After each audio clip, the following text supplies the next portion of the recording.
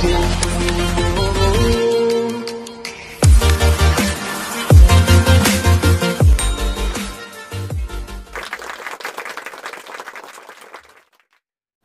aja waktu saya dari jangan ini ya tingkat SMA, tingkat SMP, saya tingkat SD aja udah nggak suka sekolah. Kenapa saya nggak suka sekolah? Karena saya ngerasa saya dipaksa untuk menguasai semua mata pelajaran dan nilainya harus bagus semua. Dan akhirnya saya merasa mendapatkan tekanan seperti itu. Saya jadinya nggak nyaman gitu. Saya merasa kok gue dipaksa ya, kok gue harus menyukai semua mata pelajaran ya. Terus saya lihat juga guru-guru saya juga gak semuanya bisa memahamkan mata pelajarannya ke anak gitu.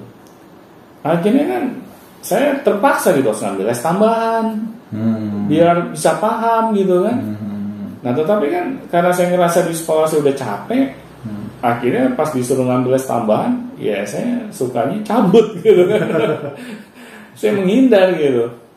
Nah, ya karena ya wajar lah ya, namanya juga anak-anak ya. Kita kan merasa apakah nggak cukup gitu belajar dari pagi sampai siang di sekolah. Pasti berpikir seperti itu kan. Iya. Apa harus ngambil les tambahan lagi sampai sore?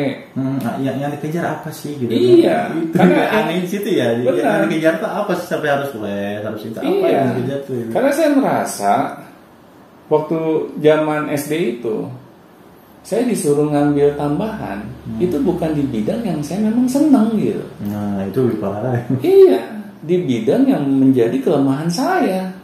Akhirnya saya dipaksa gitu. Iya. Ya wajar lah orang kalau dipaksa melakukan hal yang dia nggak suka, bagaimana sih? Pasti kan tersiksa. Ya, jangan anak-anak, orang dewasa deh. Kayak saya dulu waktu kerja kan disuruh ngambil training tambahan. Wah ini ganggu tidur saya aja nih. Karena hal-hal seperti itu saya kurang menyukainya gitu. Karena udah kita kerja dari pagi sampai siang, disuruh tambahin training tambahan. Akhirnya kan membuat waktu istirahat saya jadi berkurang gitu. Apalagi anak-anak, orang dewasa aja ngedumel. Iya, orang dewasa aja merasa tidak nyaman dengan seperti itu. Iya. Nah jadi di sini orang tua tuh harus peka gitu terhadap kondisi anak-anaknya, dan dia harus menyesuaikan dengan kebutuhan sekolahnya. Jadi ya orang tua tuh harus mau mensurvei, harus mau terjun langsung gitu ke sekolahnya tersebut, tanya apa program-program sekolahnya, apakah bisa mewadahi potensi anak-anaknya, bagaimana para pendidiknya, apakah pendidiknya ini memang mencintai dunia sekolah, dunia pendidikan, dunia anak. Kalau mereka tidak memiliki itu semua, misalnya masuk ke pintu gerbangnya aja mukanya udah nggak ngenakin gitu. Ya. Apalagi nanti mereka berhadapan dengan anak-anak kita. Ya sama orang tua yang mukanya udah nyebelin, sebagai seorang pendidik, bagaimana dia bisa mendidik karakter anak-anak kita? Tenaga pendidik juga menjadi satuan patokan kita juga. Benar. Jangan kita lihat gedung sekolahnya saja gitu. Kalau biasanya sih yang kelihatan yang gedung gitu kan, ada eskalatornya. Iya, emang sekolah kayak mall gitu kan. Kalau sekolah kayak mall sih nggak apa-apa gitu, dilihat fasilitasnya, terus WC-nya bersih atau enggak. WC nggak apa-apa sih. Iya, harus bersih. Itu harus bersih. Itu harus bersih. Itu mencerminkan karakter sekolah tersebut. Iya benar. Kalau sampai jorok, wah bagaimana nanti nasib anak-anak kita? Iya betul. Dia bisa menjadi orang yang jorok juga gitu. Nah jadi di sini pentingnya para orang tua itu harus mau mengenal sekolah buat anak-anaknya.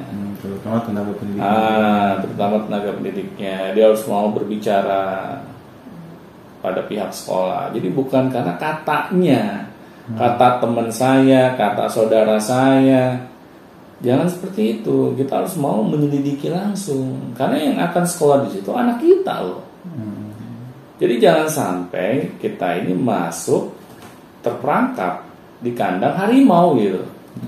Pas kita udah nyekolin anak kita udah bayar mahal. Iya. Akhirnya anak kita menderita di situ, anak kita istilahnya nggak bahagia di situ, stres, anak kita minta keluar. Nggak sayang kan? Iya, kan kita sudah spend uang berapa banyak di situ. Iya, sayang waktu, itu. sayang ini. Nah, jadi kan sangat disayangkan gitu kan, kalau kita ini menganggap sepele sekolah-sekolah di tempat di mana anak-anak kita ini mengenyam pendidikannya.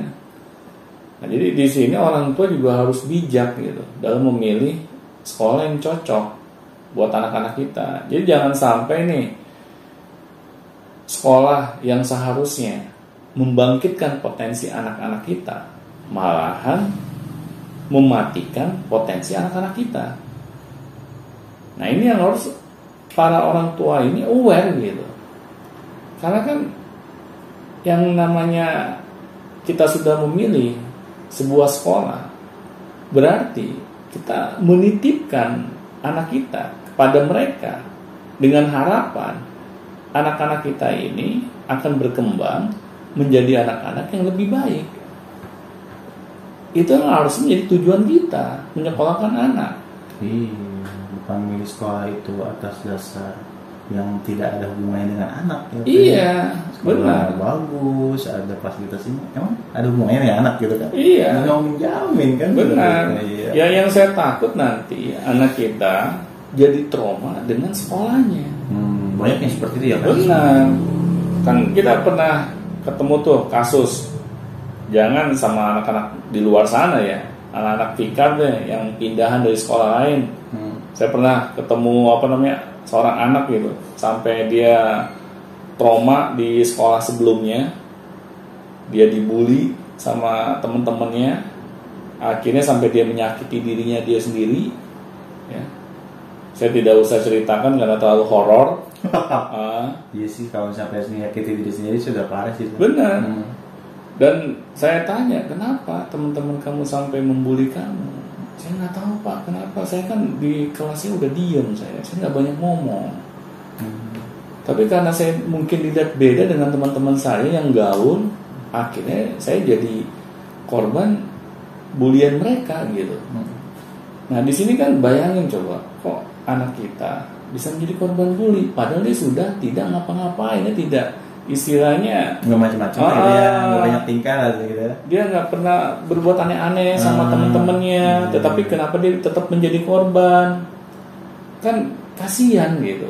Anak kok sudah trauma ya, dia memiliki pengalaman yang pahit di dalam kehidupannya, taruhannya masa depannya. Dia menjadi anak yang minderan, dia menjadi anak yang tidak memiliki rasa percaya diri, dia selalu memiliki rasa ketakutan di dalam dirinya. Ya, bagaimana anak ini dapat meraih masa depannya coba? Di sini makanya orang tua nggak bisa main-main dengan dunia sekolah, karena ini masa-masa golden age-nya anak nih, dari tingkat SD sampai tingkat SMA. Karena kalau ini kita tidak pikirkan, bagaimana nanti nasib anak-anak kita di masa depannya akan sangat terganggu gitu. Nah, makanya di sini saya menghimbau gitu para orang tua, ayo kita selidiki sekolah-sekolah yang akan dimasuki oleh anak-anak kita. Karena kalau tidak, ini akan menjadi bumerang gitu bagi masa depan anak-anak kita. Iya juga ya, kalau anaknya, saya sih merasa ketika sekolah emang kayak ada beban gitu. Ya pasti kayak beban gitu, maksudnya sekolah itu kayak sebuah pekerjaan yang tidak mengasihkan gitu. Iya. Dan tidak, maksudnya ya kita hanya ngejar nilai dan nilai lagi gitu. Dan seperti itu aja dah. Bayangin aja. Pas keluar tuh kayak wah, seneng banget. Kayak saya dulu kan sama orang tua saya, dulu nih kamu kalau dapat ranking 10 besar, ya dapat hadiah dari ayah. Gitu nih ayah. Siap, saya bilang. Akhirnya apa coba? Waktu pas mau ulangan umum, nah saya lihat nih siapa nih teman sebangku saya yang ranking 5 besar. Saya harus duduk di sampingnya gitu. Dan akhirnya saya ngeliat, wah ini nih ranking 2 nih, dan orangnya kan asik gitu. Ya udah, duduk samping lo ini. Pas ulangan dimulai, ya udah, saya fotokopi ulangan dia. Itu cara termudah, Pak. Akhirnya saya dapat ranking berapa coba? Ranking 8. Nah, di sini kan lucu gitu kan. Kok yang namanya ranking itu sangat mudah bisa kita dapatkan tanpa kita harus susah payah. Ya karena tujuan kita untuk ngejar nilai. Akhirnya kita menghalalkan segala cara. Kan seharusnya pendidikan ini dapat membangkitkan karakter yang baik kepada anak. Ya, dapat anak ini terbangkitkan potensi unggulnya. Mengembangkan potensi. Bukannya hanya sekedar nilai untuk mengisi rapot. Ini yang bahaya gitu. Nanti anak kita akan menghalalkan segala cara agar rapotnya itu nilainya bagus-bagus semua. Nah, itu yang iya. Dan akhirnya saya berhasil menipu orang tua. Ya, nih ada ranking 10 besar nih. Mana hadiahnya? Oh, bagus nah, kamu pintar. Nah, akhirnya kan begitu kejadiannya gitu. Nah, makanya orang tua berhati-hatilah dalam memilih sekolah buat anak-anak kita. Karena kesempatan yang terbaik untuk masa depan anak-anak kita ini itu harus kita pikirkan dari sekarang, bukan ketika nanti anak-anak kita sudah terjun di masyarakat, karena sudah terlambat gitu. Nah, seharusnya para orang tua itu harus memikirkan sebelum anak-anak ini terjun ke masyarakat, agar anak-anak ini dapat menata masa depannya lebih baik. Oke, terima kasih Pak Doni. Sama-sama, semoga bermanfaat. Begitu ya Bu ya, jangan sampai salah sekolah. Soalnya repot kalau udah salah sekolah, nanti salah masa depan juga. Oke, baik semuanya, kalau misalnya ditanyakan silahkan langsung saja di Beyond Education Podcast, langsung di kolom komentar, Gmail, dan ada WA, dan ada Telegram juga, di link deskripsi sudah ada semuanya. Dan jangan lupa ketika bertanya silahkan langsung tanyakan secara lugas, ringkas, atau bisa yang detail. Dan sertakan nama seperti Ibu Aida ini ya, jadi Ibu Aida di Serang. Jadi kita bisa silaturahmi nih, bisa mengenal siapa saja yang biasa nonton Beyond Education dan lain-lain. Baik, terima kasih semuanya. Sampai jumpa di video Education selanjutnya. Sampai jumpa teman-teman.